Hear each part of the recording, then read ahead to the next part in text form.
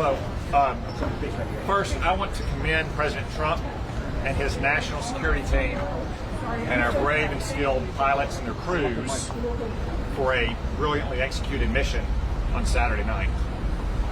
Second, I want to condemn the selective and unlawful leaking of a report from the Defense Intelligence Agency, which explicitly said was preliminary, was done with low confidence, was done with numerous intelligence gaps that could lead to a broad range of conclusions. And I also want to address what I think are the effects of not only the United States' military efforts against Iran, but also the Israeli Defense Forces. You have seen several experts in the last couple of days who I think it's fair to say are not Donald Trump partisans. Use words like effectively destroyed, catastrophic damage, set back for years. That includes Rafael Grossi, the director of the UN's International Atomic Energy Agency. David Albright, a renowned and respected former weapons inspector in this field. Norm Rule, who was the National Intelligence Manager on Iran during the Obama administration. All again use phrases like effectively destroyed, catastrophic damage, set back for years. So without any classified information whatsoever, I think it's safe to say that we have struck a major blow alongside our friends in Israel against Iran's nuclear program that is going to make America safer, our friends in the region safer, and protect the world from the risk of an Iranian nuclear weapon for years. Mr. Chairman, there was a report that the Trump administration is going to limit its briefings to members of Congress because of this leak. Have you pushed back on that? I've seen the report. I'm not aware of that. No one in the Trump administration has raised it with me. I understand their frustration that just hours after that report from the Defense Intelligence Agency was posted to Congress's, it was leaked. Obviously, it was leaked by someone who was trying to put our pilots and their crews and the president and his national security team in the worst light. I don't know if it was from Congress. I don't know if it was from someone inside the administration opposed to the president's policy. But as I said, that report was preliminary. It was done with low confidence. It said it had numerous intelligence gaps. It assumed the worst case scenario with perfect conditions in Iran. I believe that this mission was a tremendous success and that we have effectively destroyed Iran's nuclear program today. Mr. Chairman, how confident are you that the ceasefire can hold at this point, given especially what you heard in this report? The ceasefire will hold if Iran lives up to its end of the bargain. If Iran starts trying to attack Israel again or to attack U.S. interests in the region again, then both the President and the Prime Minister have said rightly that we will have to go back and we'll have to show Iran once again that we mean business. Senator Conn, did the Democrats seem satisfied with this? They had expressed so many reservations about this. They should be satisfied. They got very good answers from John Ratcliffe, the CIA director, from Pete Hegseth, the Secretary of Defense, from General Kane, the chairman of the Joint Chiefs, and from Marco Rubio, who I'd point out is not just the Secretary of State, he's also the National Security Advisor, something that I believe is almost unprecedented in terms of the access and briefing that the Democrats get. Now, maybe they're going to come out and tell you they're not satisfied. Some Democrats, some in the media seem to have such a case of Trump derangement syndrome that they're rooting for the survival of Iran's nuclear program versus celebrating the success of our pilots and their crews. But I think the answers they got in there should be totally satisfactory. Was there discussion of leaks in there at all? Yes, there was condemnation of the leaks by both the briefers and Republicans and Democrats for that matter. We should not ever leak classified information. Mr. Chairman, if there's additional force required necessary to do further damage to Iran's nuclear program, do you think that action should be vetted or consulted through Congress? Well, first off, as I said, I think we've caused catastrophic damage to Iran's nuclear program. That's not to say they might not try to reconstitute it at some time, but for those of you around 10 years ago during the debate over Barack Obama's nuclear weapons program, we often use the phrase vast nuclear infrastructure because it does take a vast infrastructure. And I know everyone's very focused on what happened at a couple of these underground bunkers or what happened with canisters of uranium, But if you look at the whole span of what happened over 12 days, the targeting of Iran's nuclear scientists, the underground bunkers, the centrifuges, the centrifuge manufacturing sites, the gas to metal conversion sites, that's why we're confident, since all of those are single points of failure in an effort to get a nuclear weapon, that we have had an extraordinary success. Now again, both the President and Prime Minister Netanyahu have said that Iran should not try to reconstitute their nuclear weapons program, and if they do, then all options will remain on the table. If this chairman with that discussion, think they should prosecute and Todd Blanche wouldn't rule that out last night. Well, the law applies equal to everyone, and no one should leak classified information. The people in both parties seem satisfied by the amount of damage caused to this program. Is there agreement in the room? I think you'll have to ask some of our Democratic colleagues. I suspect those who are satisfied won't stop here, and those who are dissatisfied will stop and Do you explain the reason. do you have some sense of where the enriched uranium is at this point? Has the intelligence community figured that out at this point? I don't have a comment on that. I will say it was not part of the mission to destroy all their enriched uranium or to seize it or anything else. Again, this is not a Mission Impossible movie. There's not a single thing out there that can be done or not done to allow Iran to get a nuclear weapon. It's the entire chain of events and people and places that you have to put together to get a nuclear weapon. The scientists, the centrifuges, the repair parts, centrifuge manufacturing, the cascades of centrifuges, the gas to metal conversion facilities. But I'm confident the mission was destroy the world. Senator Johnson, can you come over to the microphones, please?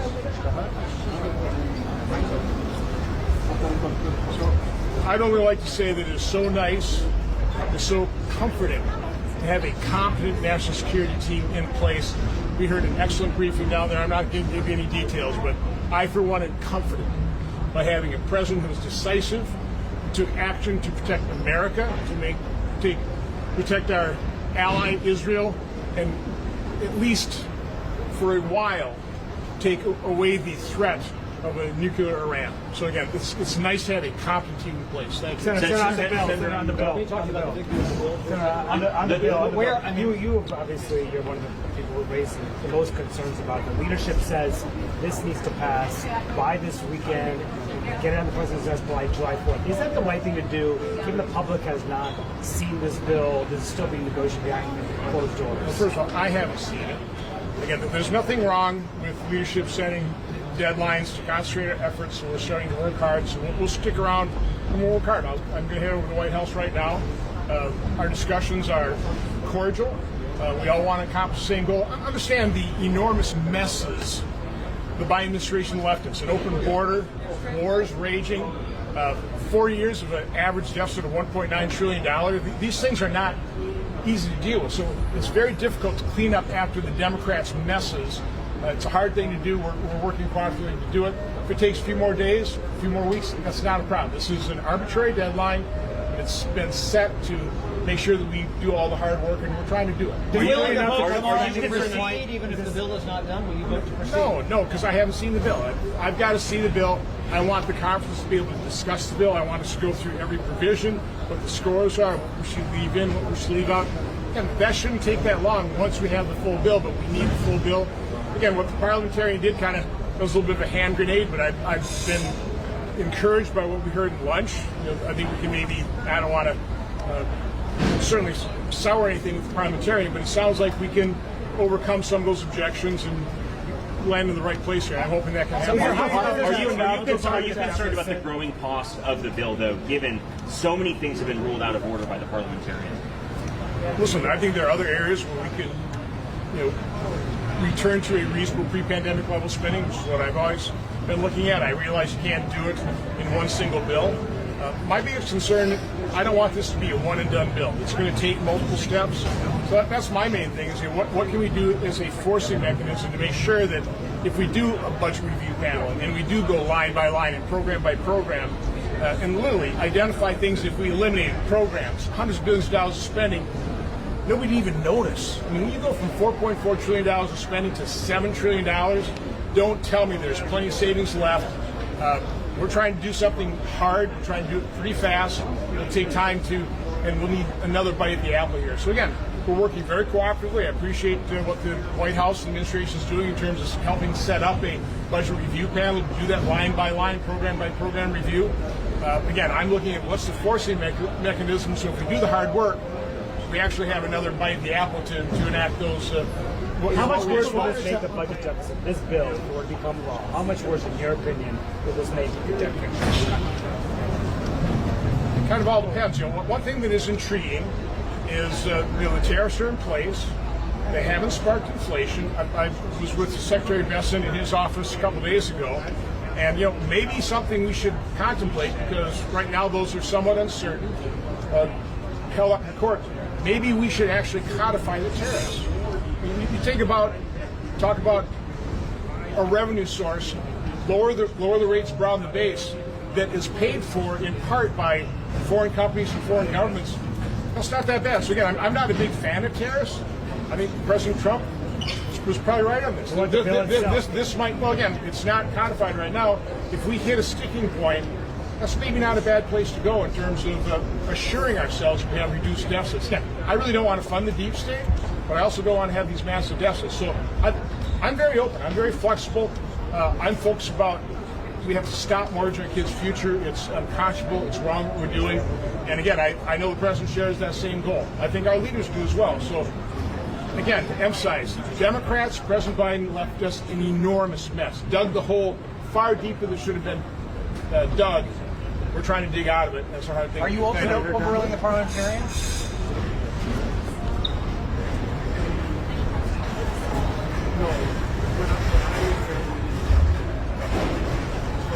Hey, trying to. Sure.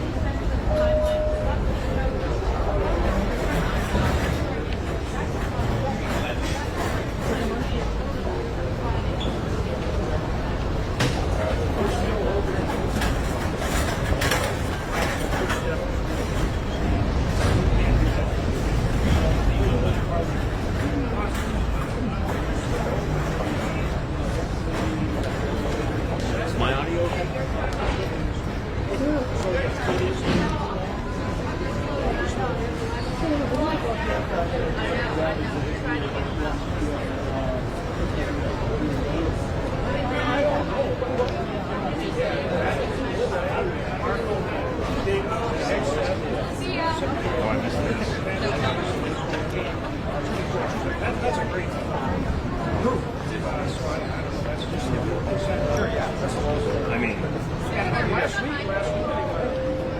we're just saying we need some more NBC people around right here. Sorry. How you doing? No. Sure, yeah. You're welcome.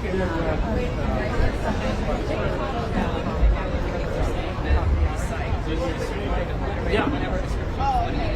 They talk about the need to have potential to have to restrike the site. So my impression coming out is similar to my impression going in. And you can look at the CIA report, which Director Radcliffe talked about. And it's their report, and they stand behind it. It's been released publicly that they're saying a year, 2 years in terms of the damage inflicted and the time it will take to recover. The other point that was made, and I think this is a very important point, we just demonstrated that we can take out their sites between what Israel did in the United States, our strike, we can take out the setup that they have now. Would you really recreate the exact same thing? You have to think about it pretty long and hard. Furthermore, they're scientists, they're generals, that's been set back. They don't have that leadership or the scientific knowledge. All those things make it very hard to recreate what they have had. And would you do that going forward when you know you can take it out again. That leads us to exactly what you're bringing up. That's why, for the first time, it really appears that maybe you could actually have a negotiation with Iran. They have never lived up to their word. So any negotiation with Iran, you've got to have, it's got to be verifiable. How do you do that? Well, they're pretty much defenseless right now. So if they were ever going to have a legitimate negotiation, one that we could hold them accountable to, that's the opportunity now. And that's really the focus going forward. And so we'll see. You know, when it comes to Iran, we'll see. But it's got to be verifiable. Senator, one quick question on reconciliation, if I may. Yeah. What do you say to those colleagues of yours who want to overrule or fire the parliamentarian in light of the recent news? Look, we're working through the parliamentary process. It's complicated, but it's still our belief we'll get through it this weekend and be on the floor voting on the bill. This weekend? We'll start voting? I believe so. Yeah. Thank you. Frank. Senator Murphy, can you go to the camera? Senator Murphy, can you go to the camera, please?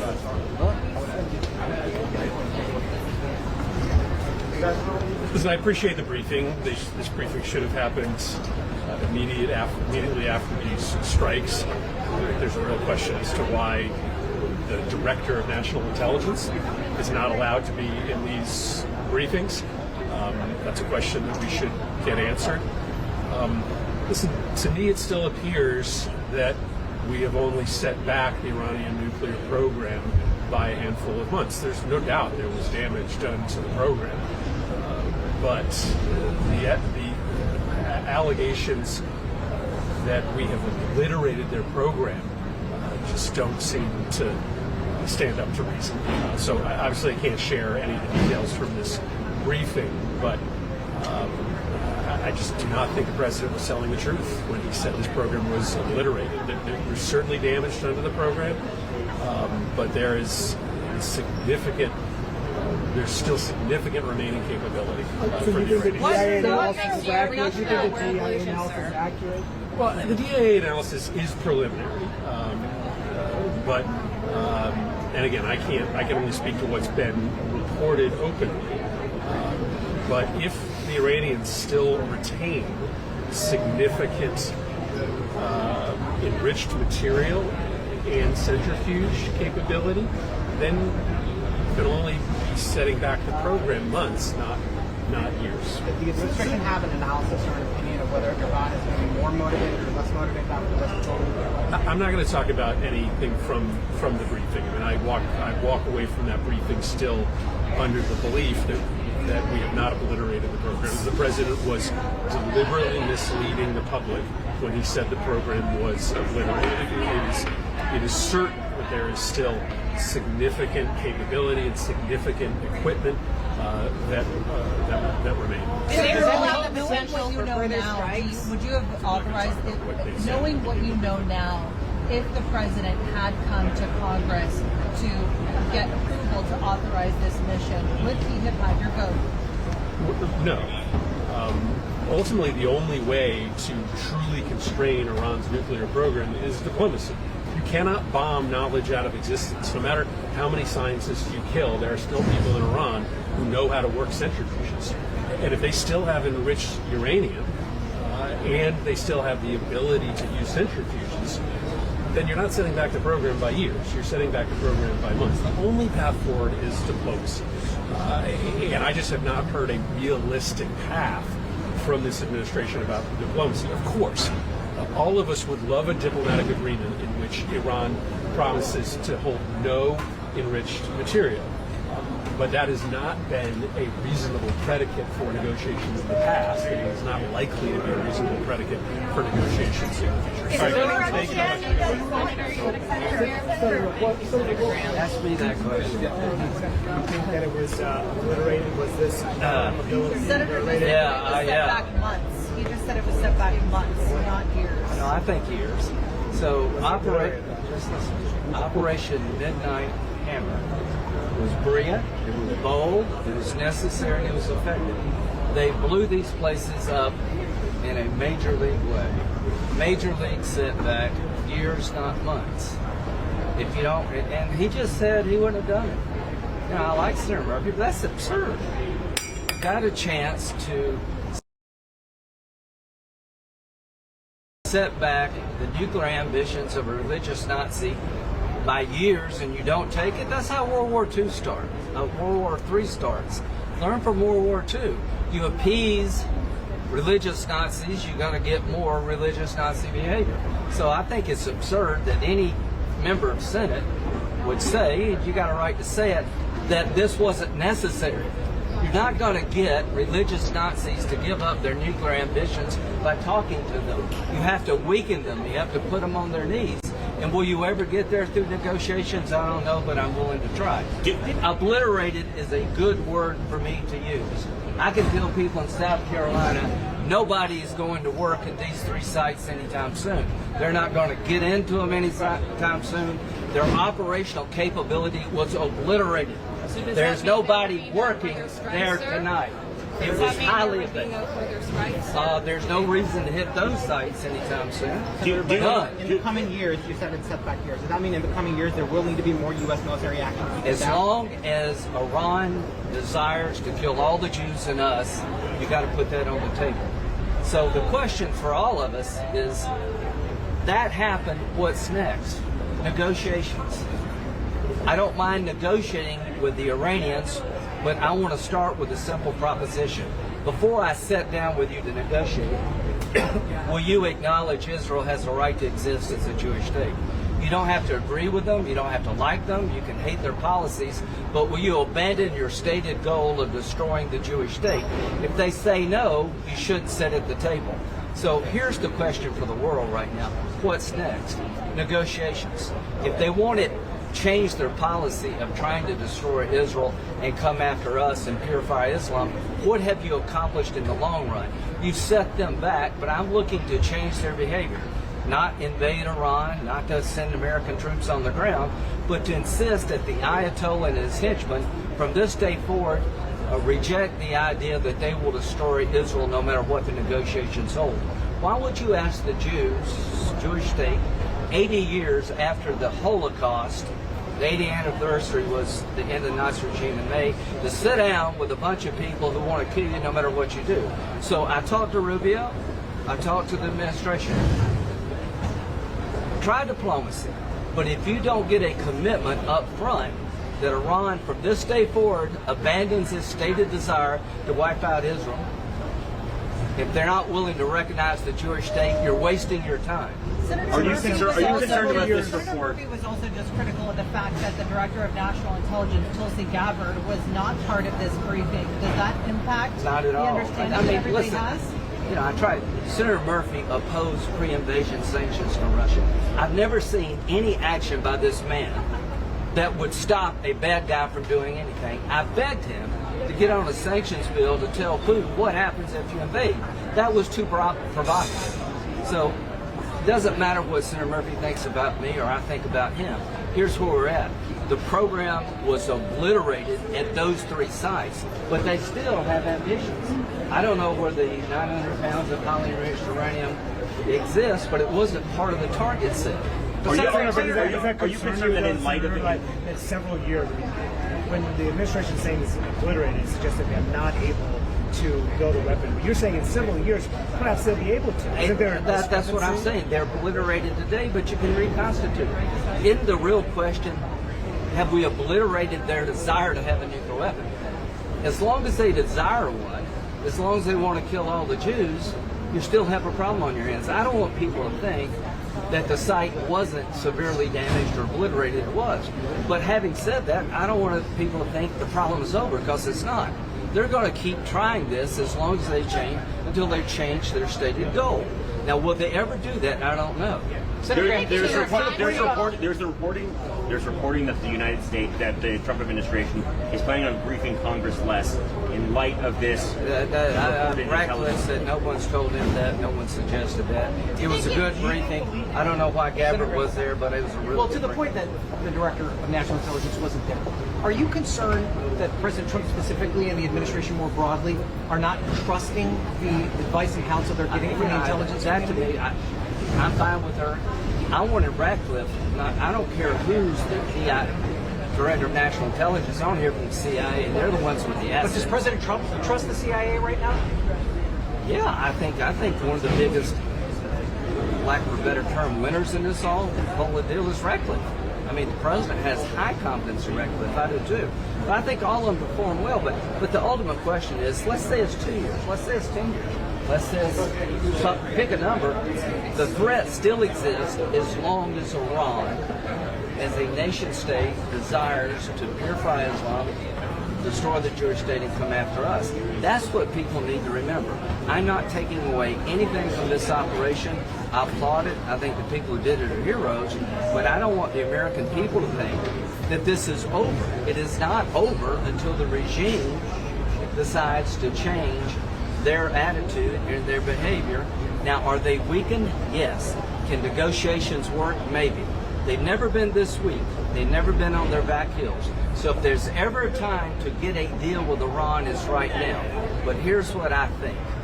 There's probably never going to be a deal with these people because they'll never give up their ambitions to destroy Israel, purify Islam, and come after us. Senator, does this mean you're not particularly confident that ceasefire will hold? I asked that question. I don't know what behavior Israel's looking for to consider a breach of the ceasefire. I didn't get an answer to that. But here's what I believe. As long as Iran maintains the position that Israel cannot exist as a state, what do you expect Israel to do? Still normalize relations between Saudi Arabia and Israel. Is that still available? You're awesome. Yeah, thank you.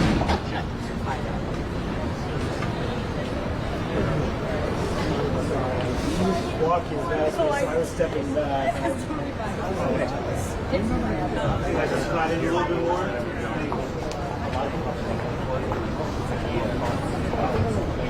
Thank you so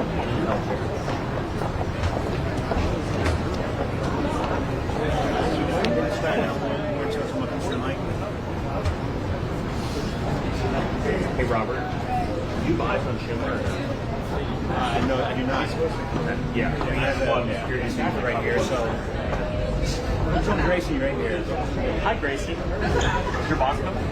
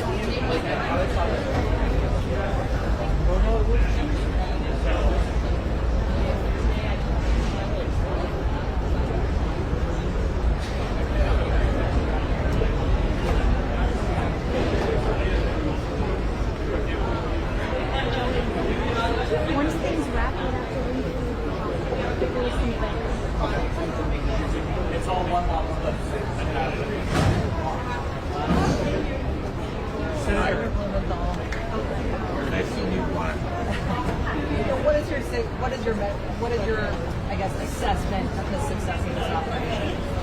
Let me say, first of all, most of what we heard today, the American people deserve and need to hear, and there's no reason why it should be kept from them. My personal view, based on what I heard, is Iran continues to be a threat. The nuclear armed Iran is a threat to the entire world, an unacceptable threat. And right now, we have no final battle damage assessment that would enable us to be comfortable or complacent about what has been done. We are very grateful to the military men and women who performed a key military accomplishment that I think will go down in the annals. But their mission was limited. What they could destroy with the tools that they have. And the final assessment will have to indicate to us whether Iran could reconstitute the centrifuges or nuclear enriched uranium that they have, and they have destroyed them. See finally what the assessment is. Senators have come out and some of them have said the program was set back months, some of them have said the program was set back years. Is that too premature for anyone to be talking about? The point is, we don't know. Anybody who says we know with certainty is making it up because we have no final battle damage assessment. And certainly, this mission was successful insofar as it extensively destroyed and perhaps severely damaged and set back the Iranian nuclear arms program. But how long and how much, it really remains to be determined by the intelligence community itself. And so, frankly, I'm hopeful that we did as much damage as possible. The nuclear arms program is an unacceptable threat to the world. I'm rooting for success, but I'm far from comfortable with how much actual damage was done until we finish the final assessment, which our community is engaged in doing right now. And I hope they work with the Israelis and others who may not. I know you're convinced right now or unconvinced about the administration's claim that the Iran nuclear program was obliterated. I think obliterated is much too strong because it implies that it couldn't be reconstituted. Somehow it was completely eliminated. Certainly there was serious and perhaps severe damage to that. And the use of those 12 bombs in the sites where they were positioned, I think was serious and substantial. But how much damage was done really need a final assessment. And from what you learned, do you believe Iran is now more motivated or less motivated to build a nuclear weapon? I don't think we have an accurate picture of what Iran's motivation is at this moment in history. Certainly, they've reacted with measured and temperate response. But whether that's a head fake and a feint, we don't know at this point. I think there is a significant consensus in the world community that Iran is a danger not only to the United States and to Israel, but to the world at large. And I'm hoping that diplomacy now will play a part in reaching an ironclad, verifiable agreement that Iran will abandon this program, but we need to be prepared for the worst, even as we hope for. The president put out a Truth Social post alleging that Democrats leaked the assessment and should be prosecuted. Do you have any reaction to that? I have no reason to think that is your question members of Congress or I can pull it up. He said Democrats specifically. The president is on Truth Social. It's right there. Well, I have no information about them. Senator, were you given a timeline on when Congress may be given a final assessment? Well, let me put it this way, because I'm not at liberty to talk about what was said, and so far I haven't. You have a good question about how long the final assessment report has to be answered by this administration. And so far, there's been no answer publicly, and the American people certainly. Should the Director of National Intelligence be part of that final assessment? I think everyone and anyone with the capability and knowledge to apply that assessment should be. Everybody. Senator, do these strikes set back the Iranian nuclear program months or years? Clearly, damage was inflicted on the Iranian nuclear program, and we do not want Iran to have the capability to build a nuclear weapon. That has been the position of the United States and the overwhelming majority of Democrats and Republicans for decades. It is going to take time to get a final assessment of how much damage. The thing that I've had some concern about is when people jump to a conclusion too early. Clearly, the President making a comment on Saturday night before any assessment of total obliteration. Listen, I hope that is the final assessment. But if not, does that end up providing a false sense of comfort for the American people, for that matter, the world? I was glad to hear members down there stand up for the strength and integrity of our intelligence community, how good they are. I hope that would be reflected more often by this administration and not being willing to blow off or ignore the conclusions of the intelligence community. That is absolutely critical. We do that at our peril. But to get to the point where Iran does not have the ability to enrich uranium that could possibly use for military purposes, you're going to need diplomacy. You're going to need inspectors on the ground. It's clear, and again, this is long before this brief, that some of the enriched uranium was never going to be taken out by a bunker buster bomb. So some of that obviously remains in Iran. So we've got to get to that diplomacy point. We also need to get the full assessment of the level of damage done. And boy, I sure hope that some of the extraordinarily strong words that were said about the integrity and quality of our intelligence community, that message will resound in the White House and elsewhere. Do you think that the Director of National Intelligence should be part of that final absence? And what do you make of her absence today? I make no judgment. I obviously have grave concerns about the DNI, concerns. She literally fired people from the intelligence community because they would not change the intelligence product. That's the way, you only need to say four letters on Iraq.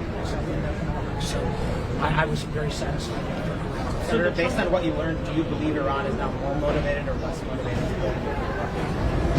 There are, obviously, if we don't have all of the enriched uranium eliminated, some of those capabilities exist. How quick on a rush, particularly for a bomb that wouldn't necessarily be deployed through a missile, is some questions I've started. And do you agree with Senator Graham that further military strikes need to be on the table in the coming months or years? What I think we ought to see is what happens next. And my hope, and again, I'm glad to hear people talk about this, the only way we get certainty is with inspectors on the ground, making sure not only about the enriched uranium, but the fact of what this regime, it's a bad regime, might be trying to do in secret. That will only come through diplomacy and the fact that it appears that the United States and Iran are going to enter into those negotiations next week. That's a good thing. Senator Warner, can you share by Congress from the bill, and you're not ruling out prosecuting members of that? Do you think that's appropriate to be saying right now? I have been extraordinarily consistent. Leaks of any kind should be prosecuted. I simply wish that the administration would adhere to that same level of secrecy about classified information that shouldn't be shared on non-classified channels like Signal, and the fact that we still don't know whether the participants on some of those calls have ever even had their phones scrubbed for malware. That is malpractice. Were you aware of the DIA assessment before CNN reported on it?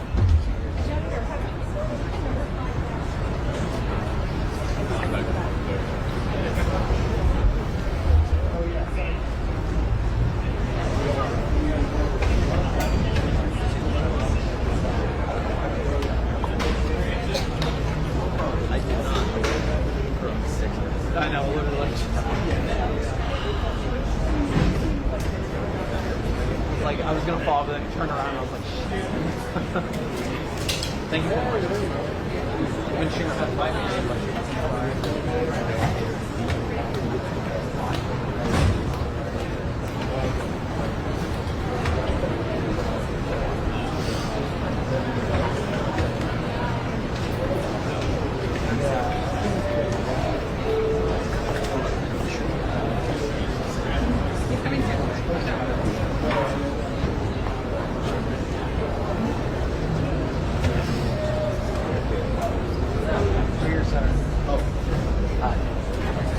Well, thank you, everybody. First, let me say that I've always said that Iran can never have a nuclear weapon, plain and simple. President Trump said that the nuclear stockpile was completely and totally obliterated. I did not receive an adequate answer to that question.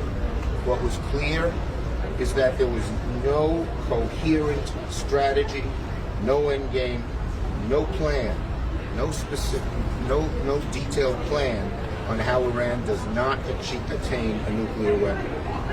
Anyone in that meeting, anyone, if they're being honest with themselves, their constituents, their colleagues, would know that we need to enforce the War Powers Act and force them to articulate an answer to some specific questions and a coherent strategy right away.